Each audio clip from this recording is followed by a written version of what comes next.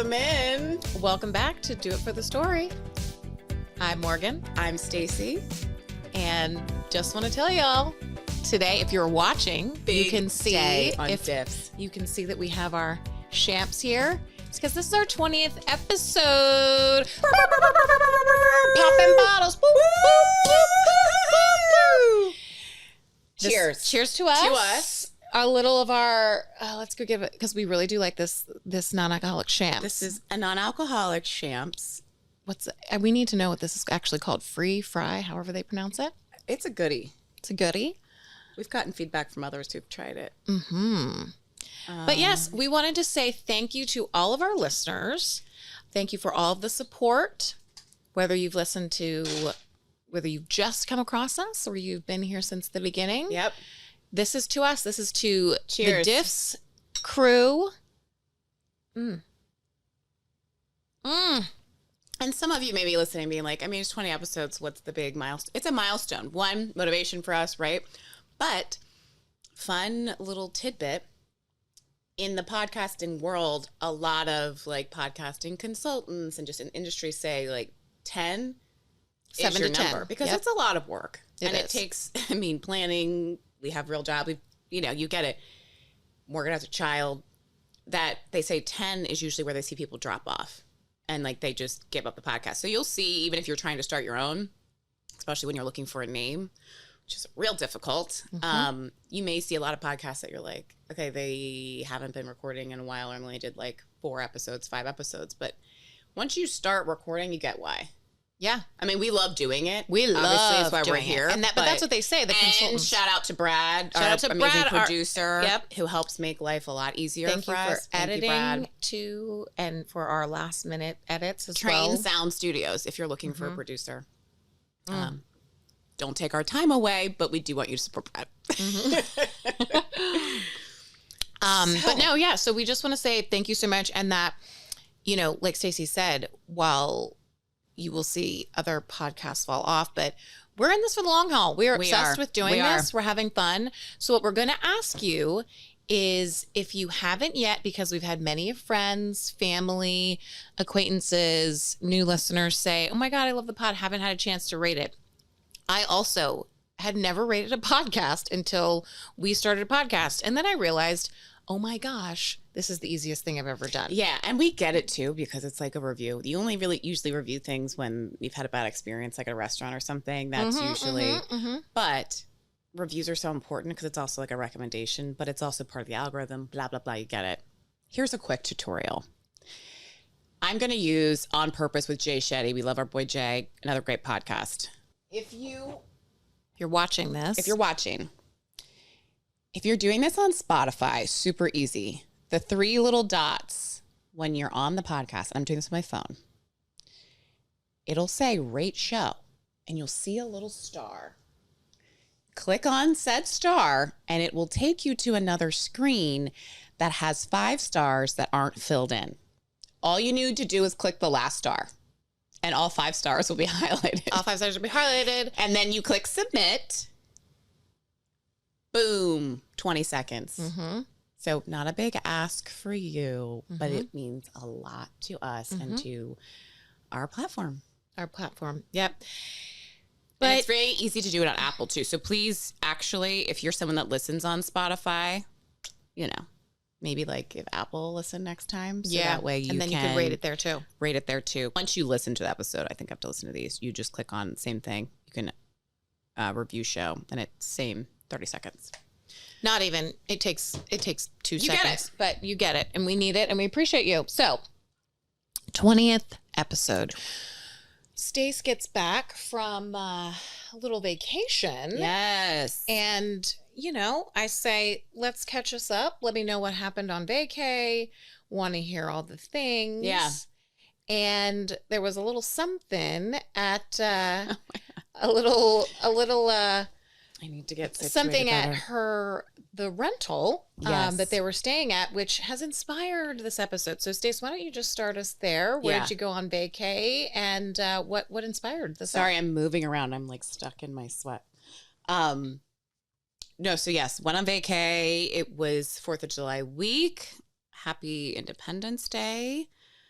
or I'll say happy birth. I don't even know. The real Independence Day is Juneteenth because Right, exactly. we All work of for us them, were so we get that. independent. Go Yada, back and yada, listen to other episodes. Mm-hmm. But Joe and I went to Eleuthera, Bahamas. Our wedding anniversary was July 3rd. We'll talk about that in another episode. Totally. Our COVID engagement. And Eleuthera is gorgeous, stunning. If you haven't been, put it on your list. And so we're at this little amazing Airbnb beach bungalow. And of course, the guy there was so thoughtful, had all the toys and things. One of the water toys he has. And maybe it was actually, now that I think about it, go ahead. But yeah, well, it wasn't even a toy. Maybe well, it was no, I thought that functional. too. Yeah. But it was kind of weird because it's not like there was like a boat there or anything. You're like, yeah. but you could pull some, but I don't know. Anyway, back to what it was. Anyway, there was a lifeguard tube there. Mm-hmm. And so this is the kind, and I'll post a photo of it. Think more swimming pool, not Baywatch buoy. Everybody knows. I don't have to explain it to you. Baywatch cannon. There you go. Yeah. So the lifeguard tube was there at this house, and I'm like, this is hysterical because Morgan and I have been talking about summer. Obviously, we get nostalgic. We spent our summers from 16 to 22 lifeguarding. So we had talked about when we were in the Outer Banks, actually with our oldest sister, Lynn's, we wanted to do another recording there because she was a guard. We were guards with all the girls, sisters. All the sisters. Yep. So anyway, I see this lifeguard tube. I'm like, dude, this is it. This is a sign that this is the next episode. So of course, it's also a great flotation device. It's like this heavy foam. If you're a lifeguard, you know you spent many summers just floating on those bad boys. But of course, I had to have fun with it. And where we were staying was like on this gorgeous sandbar. Literally, Sports Illustrated did a shoot there like a couple years ago. Yeah. So I made Joe, obviously. I was like, content husband. Yeah, exactly. He willingly obliged, very happily. So yeah. So what we're getting at here is today, for the 20th episode, you are about to hear some of our lifeguarding stories. Lifeguards. And for those that lifeguarded with us, with several of our very close friends, you're already laughing because of the absolutely ridiculous experiences that we had. I mean, Hysterical. we guarded there. I think I guarded there for like 8 years. It was Was extreme. it It was seriously. Well, okay. So Anyway. you can start guarding when you're 16, at least in Maryland. Mm-hmm. And then we transitioned over to the Vista when I graduated college. You were going. I you had graduated. It was the summer of I just after my counted freshman 7 year. years at Cunningham. Wow, Cunningham Falls Falls State Park. So before we get into like the Cunningham portion of it. So Cunningham Falls State Park, I'm sure many of you have heard of it that are in the DMV. It's where it's a lake. It's a state park, obviously the name, but it's a lake. So It's a man-made lake. Man-made lake. So that's why too. If you're watching, you'll see Morgan and I are decked out in our vintage sweatsuits. Yes, we kept them, and other guards on the team. I hope y'all did too. We all did too. Okay. They're great. But Very it comfy. says, you can see my little patch, Maryland Park Service Beach Patrol. Yep. So, cred. Yeah, we were waterfront guards. Waterfront No big guards. deal. But I Basically think Baywatch. before we even get into our Cunningham time, we should probably just set the tone with how we did become water girls. We started our youth. We started swimming as infants. We would spend every single day of the summer at Fort Ritchie Pool, Literally, with our mom and our grandparents. Yep. And our mom had guarded at Fort Ritchie with some of the Seton girls who you heard in our previous parent episode. Yeah. Mom's best friends. And so they went from, we were, of course, always, when you're a little kid, you're looking up to your mom. So we were already like, that was amazing. We wanted to be guards.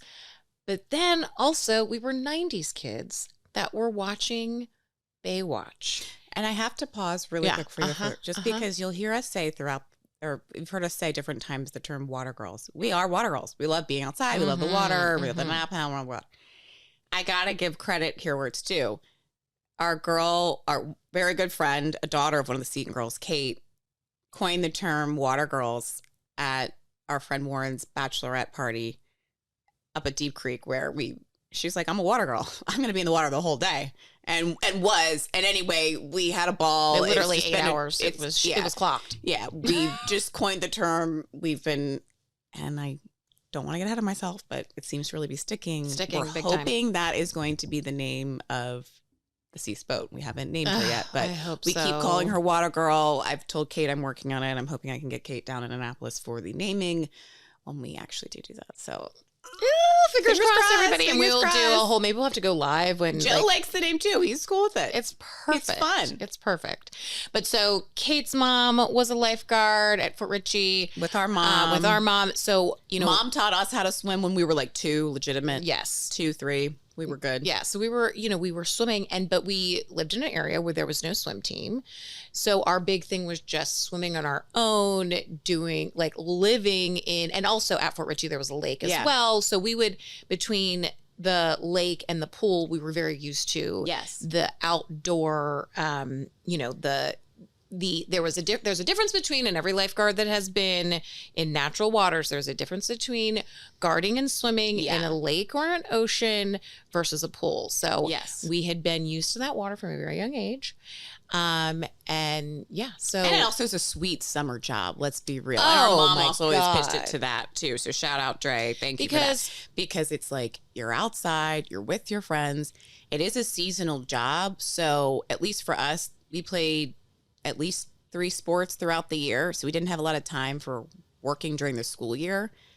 It was a job that it always needed to fill seats. And it wasn't, because we didn't have a swim team and stuff, it wasn't easy to find lifeguards locally. In our area. We have a love for the pool, love for swimming, young age. Like Stacey said, mom was hyping us up that it was a great job, great pay. It's a life skill. Yeah. You learn, how to obviously save a life, but build, the confidence in the water. And so we all get our certs, and we end up, deciding, hey, we're going to be lifeguards. Yeah. But I will say, as I started to mention before about Baywatch, it was like we knew we wanted to be lifeguards, not only because of mom, but Baywatch was big when we were kids in the 90s. And we played Baywatch. Huge. Oh, we played Baywatch all the time. And we didn't play Baywatch. We didn't just play Baywatch at the pool. No. We played Baywatch at home. And I specifically remember, you get your swimsuits pre-summer, right? I remember mom getting us all. We had literally matching bathing suits that were so 90s. Now everybody would be obsessed. They were like a neon. The top of them was neon. The bottom was like a bright pink. It was a one piece with cutouts. The belly was cut out and it had a cutout back. And it was like a sporty suit. Looked like it would be like a body glove thing now. Oh, absolutely. But we loved that they were matching. Yep. And that it was sporty because we were like, those are our Baywatch suits. Oh. And we would play. Our parents had these huge forsythia flowering bushes that were like gigantic. We would pretend those were the waves, and we'd stand in front of those and be like, we had our roles. Do you remember what character you played? Oh, absolutely. I was CJ. Of course, Morgan was CJ. Unzip your shirt. I know, right? I literally... Morgan was CJ. Oh, my God. I played Summer a lot. If you know, you know. And I think Kiki did Stephanie. Well, we had a couple switching roles. Because I can't remember. I'm blanking. I feel like Yasmin Bleeth. Yasmin Bleeth. Yes, you're right. But her role, Kiki played her a lot. Kiki was Yasmin. Kiki was always great about just going with the flow, typical middle child, because I'm pretty positive she also played Hobie at times. I'm dead. I'm dead. Yeah, and we probably, and because there's times when we needed a boy. But Absolutely. We also we had huge crutches on, I loved Matt. I loved Eric. You've recently rewatched that. I don't remember it as well. That's the thing. We need to do a whole other episode. Yeah, we need to do a whole other episode on the rewatch. I don't even know what the channel is, but sometimes like on analog, how there's those random channels. On our TV upstairs, it's just the Samsung smart TV that has a random Samsung TV guide. One of the channels, it plays Baywatch 24/7. No. Yes. It's Baywatch reruns. So that's why one night, our friends, Warren and Ben, were over, and all of our jaws dropped because I was like, you guys, Watch 30 seconds of this and you will know why every woman you know born in this time period has body dysmorphia. Well, and I remember you told me, and again, this is a whole other conversation that we will have to probably do another pod about. So good. We should do a rewatch. We should do a rewatch and then talk about it. But they weren't allowed to gain any weight. No. They literally were put on a scale their contract. And in their contract. So it could fluctuate maybe like literally like 3 pounds. So that was the other thing too. Over years of being in these roles, and you know, there's no social media. We don't know any of this. We're just seeing these perfect bodies on these women that we're idolizing because they're lifeguards. And it was it was on at a time during the day that we totally could watch it. No, it wasn't even. I thought it was on at like 7, 8 o'clock. But that was thinking early, yes, where we could watch it. Yeah, we were. And watching this, the amount, I mean, again, I could take so much time, but I'll just say the funniest things now watching it back, which we always played were, and I was telling Joe about this, Stacey, my Joe, and he was dying before we started rewatching this episode that we would play Baywatch. He's like, of course you guys did. And of course, every time we played, someone needed to give CPR and someone had to play victim. So that was the other thing too. And if you were playing victim, we would have you put water in your mouth, hold said water, 1 and 2 and 3 and 4. It was not how you're supposed to give CPR, that the whole thing. And then, you know, we'd have you cough and then the water. Yeah. Because every time it was water. They coughed up all that water. Anytime they pulled someone out of the water. And there was also always an episode where there was like nude sunbathers was always a thing. They're always taking their buoy and being like, put your top on. Always. And you know, the other thing is they were always saving people by the boat going. Yes. Like now that I actually am on, you know, fast motorboats, going probably approximately 15 miles an hour, 20 miles an hour, and jumping off. That's not how you would ever save someone. Jumping off, and then them also using the handheld oxygen, going underwater, and no goggles, no mask, and they're free. I remember the girl was like, I can't find her. This was because I recently watched it. And they were like, you need to come back up. And she was like, I'm going again. And they show her underneath the water, eyes wide open, full salt water. I actually want Pacific Ocean. The water's clear. I would love I would absolutely love for Pamela Anderson to be interviewed about how they did film that. Like, were they in the ocean underwater? Were they in a pool? They weren't. They were in a pool. No way. They were definitely on a soundstage because it literally was clear water. It'd be like you couldn't film that in the Caribbean or in the Pacific. But anyway, so Baywatch, I'm still a huge fan. I mean, you can't tear yourself away. That's what was so funny. It was on when our friends Warren and Ben came over one evening, and we all just couldn't tear ourselves away because they walked in when Numi. Yeah, Numi was great.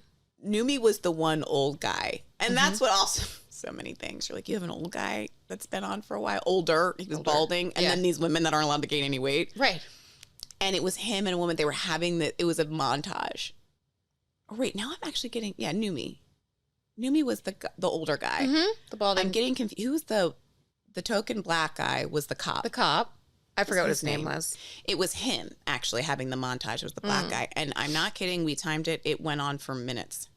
No talking. It was them making out. It was them, like, swirling each other in the air. I mean, the episodes are insane. They had Mitch Buchanan jumping out of an airplane with, like, a snowboard attached to his feet, and then his parachute doesn't deploy. And he's up there spinning for a montage. Okay, we need to come back to this because we literally could go on and on. I want to do a rewatch. I know, it's good. So so back to Cunningham. Oh my gosh. Well, first off, since we are going to start to talk about Cunningham, let me just do this.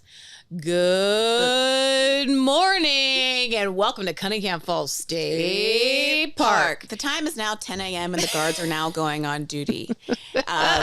Some rules and regulations. It's like rules before. There's no swimming outside of the ropes. We would go every morning. So we would go into we do this big announcement. It was the most fun thing. You get on the mic. Yep. Of course, as we know now, we clearly love being on the mic. Everybody loved that job. So we would, you're at the center of the beach with the guard shack. Everybody's watching, and waiting to know what to do. But also depending upon the day, that might be, hey, you're welcome. We're giving all the rules. We might also then go into, though, okay, today we're going to be giving a demonstration. Like, this job, we took it so freaking seriously. It wasn't just that we took it seriously. I mean, we should have. It was very serious. The staff, and think about it, especially at a lake. You know, we laugh and you'll hear some of these stories and you'll be like, oh my God. But it was serious. You can't see more than 2 inches into the water. Yeah. So you have fucking summer camps coming all day, kids, little kids, not everybody knows how to swim, all that shit. The falls you're having to monitor. We had to do training. Oh, absolutely. So we would do swims. We had to do a swim test swimming in that lake. We had to go, and this was outside of this. So we had just like, it was a mile, just like right? in a pool. Yeah. But just like, you know, we had roped off areas. One, the roped off areas were so the guards knew, like, this is my area, this is your area. But also people weren't allowed to go outside of those because it was a big lake. You know, 70 feet deep, but like in the area where you could swim, probably the deepest part was like 12 feet, like a pool. Not even where you could swim. It was all standing. It was like maybe 8 feet. Oh, you're right. Upon the Sometimes weather, absolutely, and depending really... upon if it was drought or not, absolutely could be. True. So maybe it wasn't 12, but definitely 10. I couldn't touch the bottom ways. Yeah. And so everything would be, you know, roped off, like with the, you know, same pool and buoy, you know, roping, whatever area designation. But so we would, as guards, would be responsible for, we were allowed to have our tubes, but we were, we had to swim with the tube. Yeah, we had to swim with the tube because the tube did add obviously like a draft. But it was also just supposed to be practice in case, you know, if you had to go, because if people were allowed to, there was boat rentals. So people could totally end up being in the water, or also you could hike and walk around the lake. Jump in the side of the lake. And so we had to be ready to swim like that far. But so we would have to swim a mile. So we would go from the beach to the other side of the lake and back. And we had to do it in a certain amount of time.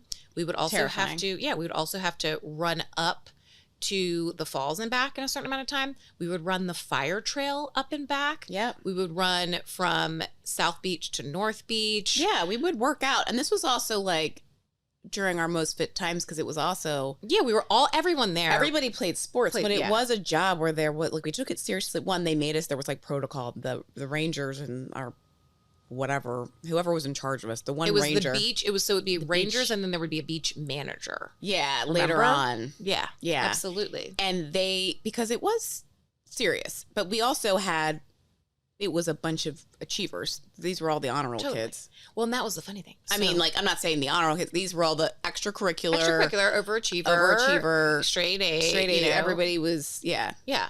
And so those were, you know, the lifeguards. So we were taking it seriously. And it was also known that obviously, because like we just rattled off, so for those people that aren't living locally in Maryland, Cunningham Falls, there are actual waterfalls. And so people would go up, and before they built up the path that you could not even access the falls, and technically even you still could if you want to walk off of it. But people would totally go up the falls and go down them, sliding down them. I had as a child, and jump into the water. So I definitely had a few times where I had to run up. One time together, I remember, had to run with the backboard up to the falls because somebody broke their leg. Yep. And then I had another backboard was made in like 1970. It was like fucking oak. It was oak. It literally was. And then I had another time where a kid fell, had a gash in his head off of the falls. And you're like 16, like, oh my God. Like when something happens, you're like, shit. I mean, you do go into adrenaline kicks in, but so we're the ones that are, you know, these overachiever kids, these athletes, but the staff. Okay, so let's again, for those that aren't in the DMV, that haven't gone to Cunningham Falls State Park, this beautiful, you know, park lake at the top of a mountain down the way from Camp David.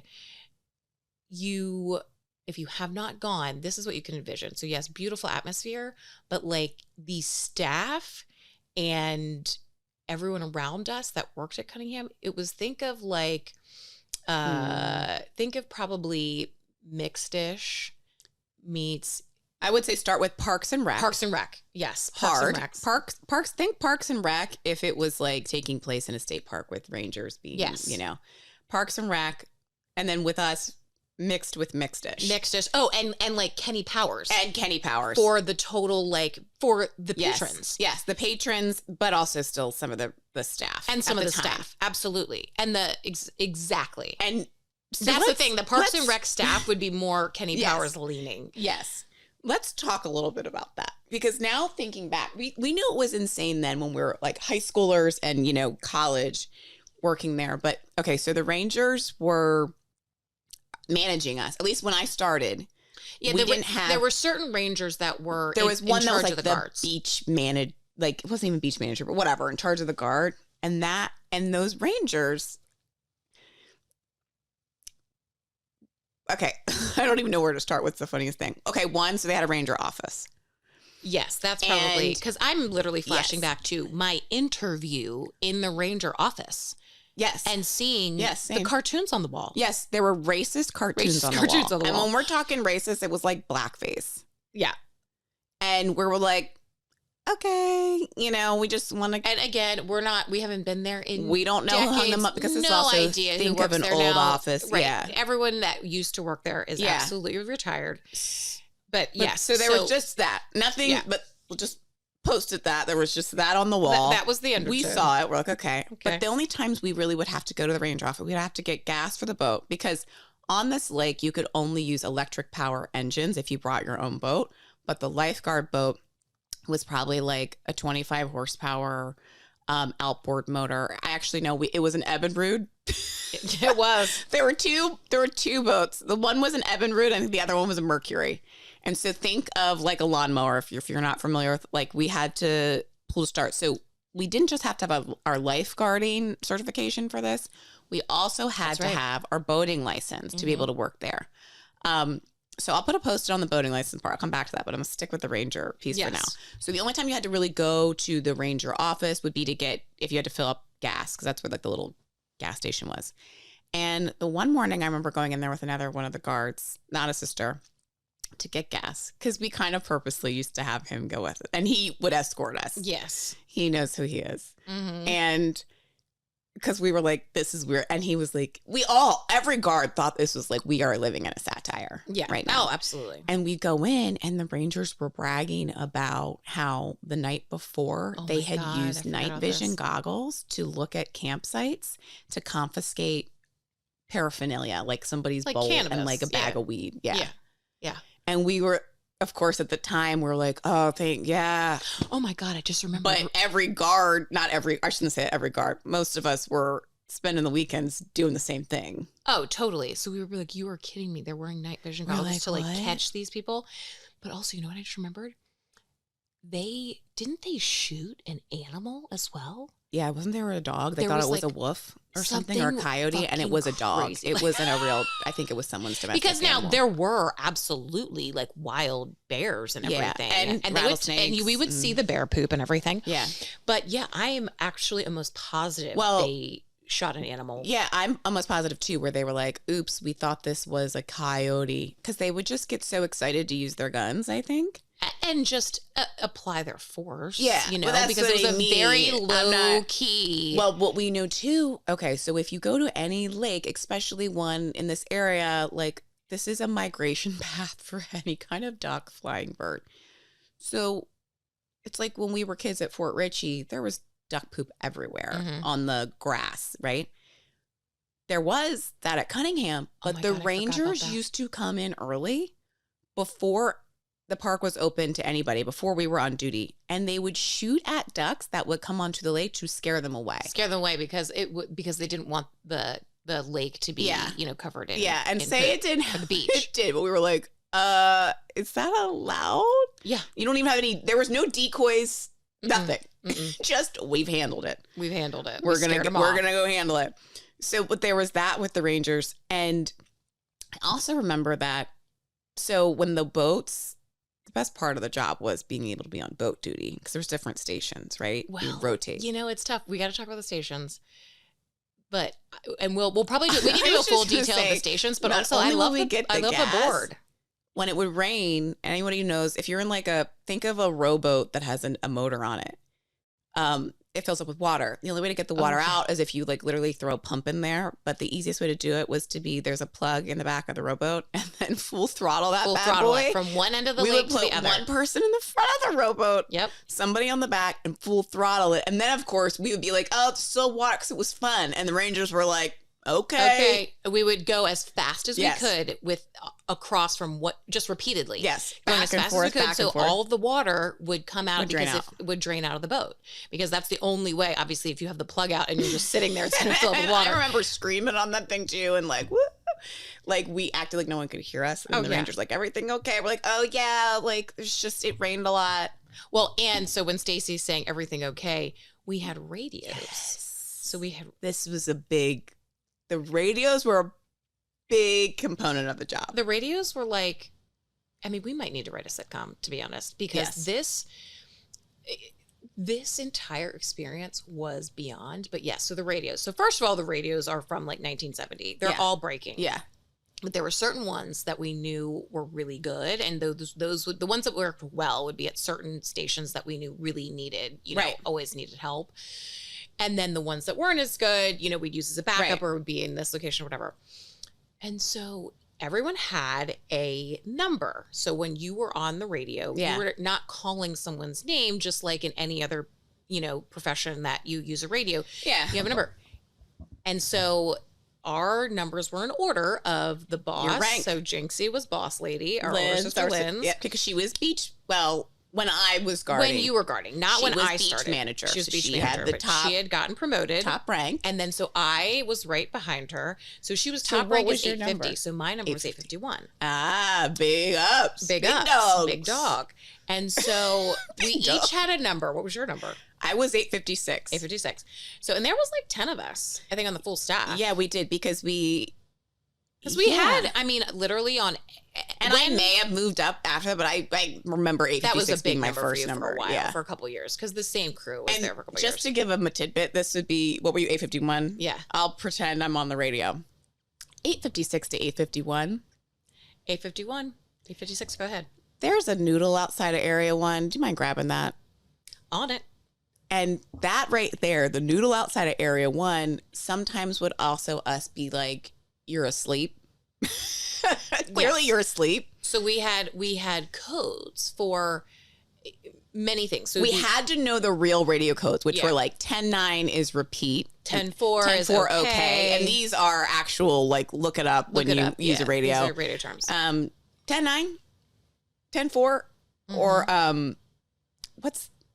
what was location? Oh, yeah. What's your 10-20? 10-20. There you go. Mm-hmm. What's your 10-20? Mm-hmm. And so we had to know those, but then we would. That would be the best would be when you do 10-20 to someone that you knew was like up in the guard office sleeping and you just screw with them so the Rangers could hear. Because we were all teens and young 20s partying on the weekend up job, until God knows whatever. Yeah. Oh my God. Oh yeah, that was the best. Or we would see somebody walking off, like one of the guards, he would smoke a cigarette every once in a while, and then we'd do that to him. He'd say, hey, you are available to go to the guard office. But anyway, so back to the radios. So the radios with the Rangers. So the one thing with the radio would be there, and so we've already painted the pictures of the vibe of these Rangers. So of course, as us, we want to screw with them. Yeah. So they would be talking to each other on the radios, and then all of a sudden you'd hear. So how about this? I'll just start talking. Hey, this is Ranger Rick. I got hey, this is, hey, Ranger 10 or 822. Seems like you're having a hard time there. You're going in and out and in and out. So that would literally be us. Yeah. If you would squeeze your radio. Yeah, if you hold it down like you were going to talk and didn't say anything, it would cut out the other person. Because this is an open line, right? So think of us being on the same channel. Everyone could hear each other in the park. And just to be asses, when the Rangers would talk at certain times, we would hold it like we were going to talk. And then they'd be like, you're really cutting it out. You're cutting it out. Because the thing is, they knew they didn't work. And my favorite was that with that, because we did this not every day, obviously, it'd be too obvious, randomly. And there was one radio that was literally like 20 pounds. It was huge. It was tall. probably from 1960. And we would sit it in the guard office. It always had to be on a charger. There was a big guard stand on the beach too. It was like that was the guard shack. Closest thing we got to having a lifeguard tower like Baywatch. Was exactly. That guard shack. And it specifically had a brand name called the Bendix King. And I remember the one day we actually staged I can't remember why we were doing it, but like just messing with them. We just thought it'd be funny. We're like, and the one ranger's like, you're going in and out and in and out. And you just look around this, like everyone's station, you see every lifeguard like crying, laughing. And then the one ranger's like, are you on the Bendix King? Yeah, because it was known that the Bendix King didn't work. And we're like, or then we would be like, there's a doodle outside of area 1. That was, again, like the signal for like come back in. 2, we were required to have watches. Yes. That's what else happened.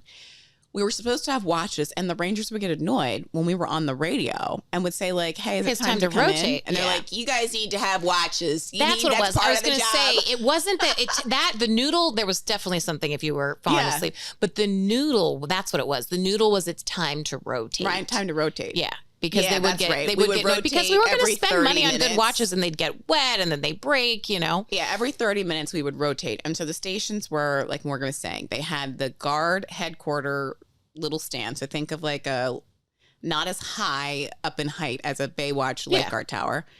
And that was a station where we'd always have like 2 guards, depending on the day. 2 guards would be there because it was first aid, technically. Yeah. Too.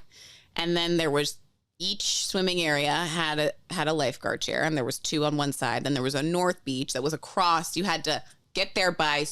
You could walk around or you could paddle. But as the rotation, we would typically paddle. Because it was also a safety check because you would paddle from one side of the lake to the other where the north beach was. You'd lay, and this wasn't like a stand-up. You would lay on your stomach and like a surf, like you're going out surfing. Yeah, it's a safety board. It was thick, like paddle board. So more on that board too. That was another ranger moment. We'll put it posted on the rescue board. But so that was a station, and then you were on the boat was a station. And then of course sometimes it was really crowded. We'd have somebody or busy weekend in the guard office as well to be on like, you know. Because we'd send people up there for like the hypothermia, more intense. Like first aid. Or we would have sometimes we even had people just randomly walk to the falls. Yeah. In 2s to just check on things.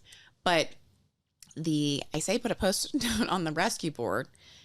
Multiple things. 1, this is a lake. I hate snakes personally. Oh God, yeah. And you would have to, you know, like we said, use the rescue board to go across. I'll never forget multiple times actually where it was my shift to go across to I went to put my hand down one time in the water and a snake head like pops under. Same thing happened with the snapping turtle. Well, the snapping turtle is actually a big one. We can't brush over that because the snapping turtle was called. Let me finish with the rescue board. Posted on the snapping turtle. I'm gonna get myself a little champs. Yeah. So the rescue board. Here, I'll hand it to you, and I'll take a refill as well. The rescue board was exactly that. It was a device used for saving a life or to save someone. Obviously, we'd have fun with it, and just like we said, how the one rotation was using the boat, and in the mornings when we would, you know, it would rain and we would empty this boat out and full throttle it, we also would try to make wake with it, and then we would use the rescue board as a surfboard, and we would try to like stand up on it behind the board, which you should not do. It's a big no-no. Absolutely not. We knew that. We didn't fucking care. We're teens. We're having fun. And we would do this before, actually, no, people were there. In the morning. People were there in the morning. And the rangers called us down. It was like, can you guys meet in the guard? Or we were like, oh shit, we're in trouble. Asked us to come to the guard tower, or I mean the guard stand. And so we go over there. They're like, you guys with the rescue board, it's fine if you're doing it, just not when there's patrons here. So just do that before hours. Before or after? They said, or after they leave, we could still do it. Yeah, they said you can just do it before there's patrons. So I don't know because I was busy getting my champs. Did you explain that like we would be driving the boat fast to get wake and then get up on the board and to get surf. wake too? You know, you quick turn it to try to get a little, because this is like a rescue boat. You know, you have to make an effort to try to get some wake. So yeah, and we'd be out there cheering and like rating each other, like, "Oh, you got it! It's the best one." And so that was the one time when they were like, "Actually, guys, you just need to." We also got in trouble for I mean, we're in high school. The one year when I started guarding, I didn't have a driver's license because you had to be 16. I worked at the lake. Kiki and I, our first year, we actually worked when I was going in my freshman year of high school in the boat shack. I say we need to quickly. Boathouse. There was multiple. There was boathouse and concession the stand, concession stand, and the lakeside store. Lakeside store, and then there was the ticket person in the booth. Lakeside Grill. Yeah, I only ever worked. Kiki and I only did rotations of. Oh yeah, there was Lakeside When you Grill. weren't, was we separate weren't from. before we. Kiki and I were lifeguards, and it was sick because we could just carpool with Morgan and Lindsay. Lindsay drove this like 1987 Jetta stick shift, so only she could drive it. And of course, we thought it was cool because it was like old school Jetta. Lindsay and I always wanted a Jetta. And it had a sunroof that was like manual crank. Yep. Our dad was not pleased when we were like, hey, this is the car that we're getting. Because he's like, oh my God, I just see this is going to be like a problem. Yeah. Radio, we were pumped that it had this CD player the previous owner had put in it. We're like, yeah, speakers. It was the summer that Eminem dropped the Eminem Show. If you know, you know, one of the greatest albums of all time. And the radio breaks like 2 weeks into the summer.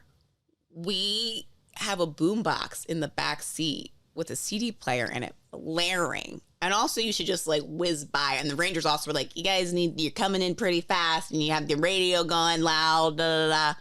But we also used to save gas. Lindsay used to pop that thing in neutral and we would like cruise down the mountain. I was just thinking the same thing. But because we were always trying to save money. And so especially, you know, on a stick shift, pop that thing in neutral, you're going down the mountain. We would, for a solid, you know, several miles. Yeah. You know, she's not putting her foot on the gas.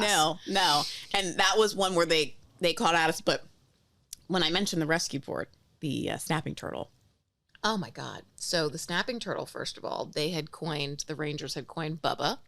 Oh, that's right. Long before. And this snapping turtle was legit. It was huge. Were you there when the snapping turtle ripped the patrons? I was on the stand. I was in the chair and go ahead. So this snapping turtle was massive. So I got to put my drink down. You know, a turtle is like anything. They're like almost like a prehistoric. Yeah. So it was like this large. The older it is, you know. Huge. It gets bigger and bigger. And it's living in this lake where no one's, you know, hunting it. So it's getting bigger and bigger and bigger. This thing is massive. And if you haven't seen a snapping turtle, it will hurt you. We're country girls here.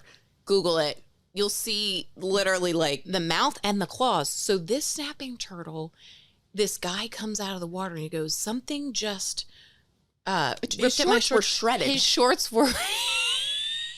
I mean, I was like, holy shit, what is in this lake? Like, I'm actually shocked that they didn't kill Bubba. I think they just loved Bubba so much. Or they were also just and were so mesmerized by it because they thought it was ripped. funny. I think they did like when people would see it and freak out. Yeah. It wasn't a small. This is the phrase you used was actually perfect. Of shredded. It was not a rip. You could see 3 lines like something out of a movie. Yeah, it was claws. Went down this guy's from the top of his thigh to the bottom of his shorts.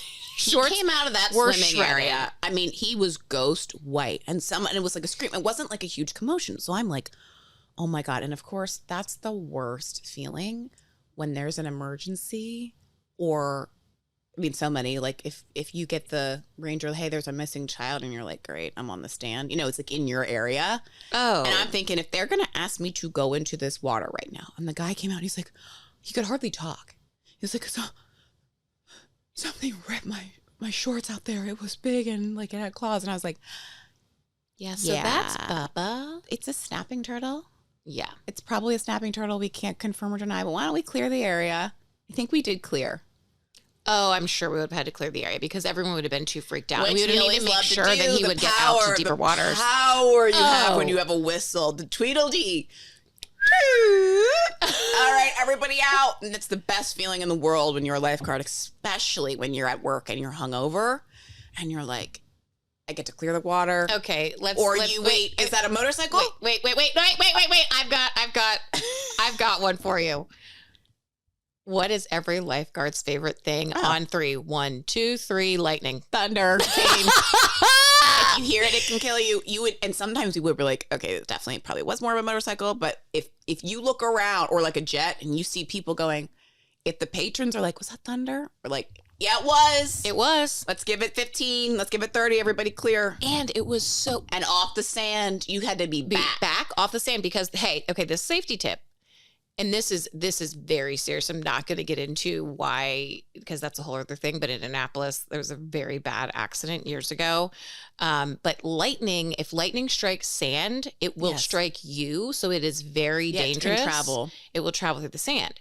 And so if we would hear thunder, we would have to. So if, in case you don't know this, because between our lifeguarding at Cunningham or just lifeguarding in general, and then Dad being, a lineman for the power company, we would learn all these things about storms. Not a fear of an understanding. Real respect of, And let's just say a lot of people at the beach are freaking idiots when it comes to that. Or they're just completely unaware.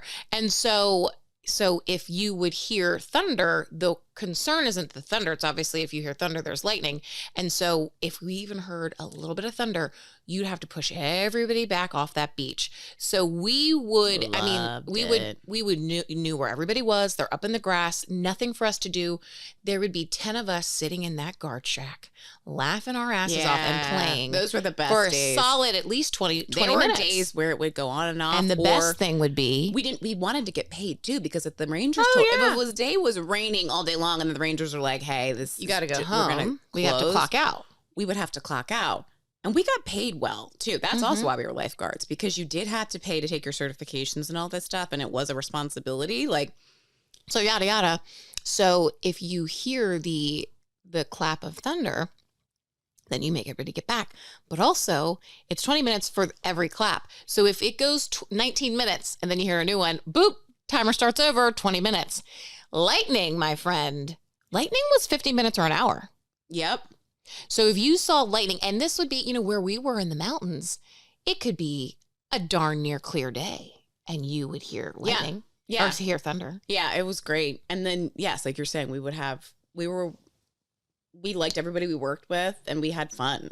I mean, obviously. We had a time. It was Lindsay, Morgan, Sister Kiki, myself, Stacey, and then, like 5 other people. I think it was 10 total. But we were the majority of the staff. Yeah. So the other funny thing was, too, because, with Lindsay being the beach manager, it was like then we would bring in, and I remember our friends, the other lifeguards, would comment on it every once in a while.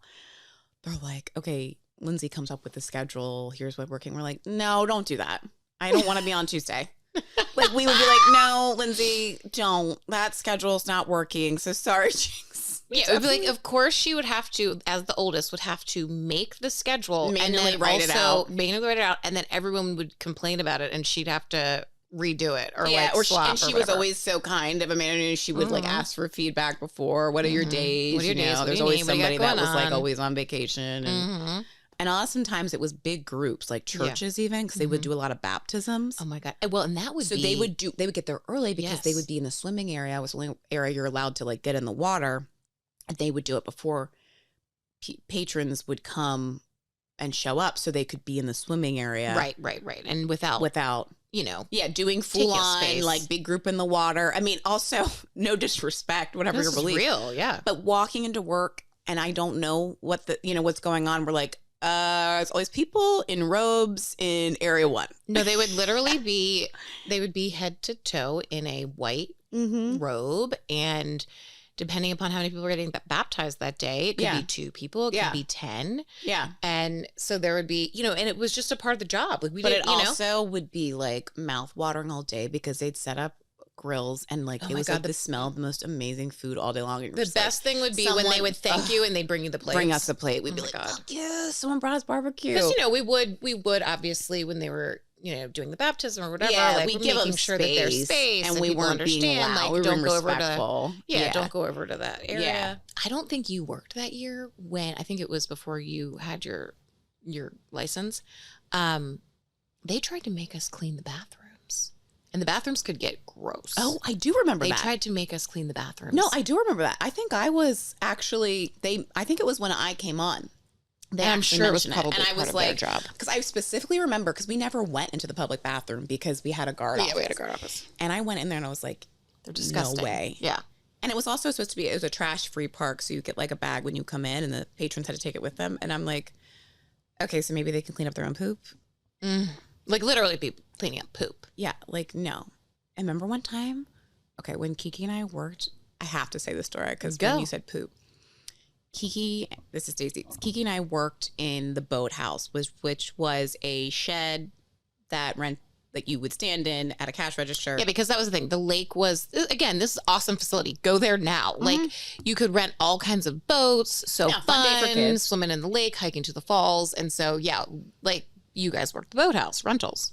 Yeah. And so this one day, so what the boathouse, they had canoes, paddle boats, and rowboats. And so Kiki and I would, we would take people's money, make them sign the waiver, get them the right life jackets, and then help them get in the boat and help them come in. And hot as hell. Can't imagine how they're feeling today. It's like 100 degrees out. But it was a fun job. And it wasn't like a lot of stress because when you worked at the boathouse, you weren't rescuing. No. So we'll talk about the boat rescues next. But this one day, we go to help this guy coming in. And we had put them out on the boat. It was a dad, a couple kids on the paddle. Granted, I realize you don't know. I don't know. He could have had Crohn's disease or something. This guy gets off the paddle boat and runs there was a bathhouse. Remember how there was a bathroom randomly right by the boathouse? Yep. Shitting himself all down the dock, the boat dock. It's in front of it and to the point where because he tries to go to the bathroom closest. So it's like the floating dock was like metal, whatever, that was connected to this shed. But then there was a permanent structure that was a wooden deck, and there was human poop on the front of it. And I watched it happen. I watched it come out of his shorts, and then he just beelined it up for the car, did not even look back. So I had to take a hose and power wash this man's shit.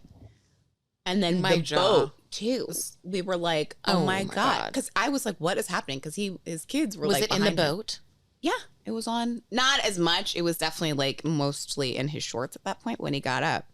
I'm like, couldn't you dip down in the water and shit, man? I mean, dude, I know you signed the waiver and you weren't supposed to get in the water. Yeah, I would have been like, let me just water. Jump in, hold on to this boat and poop. Yeah.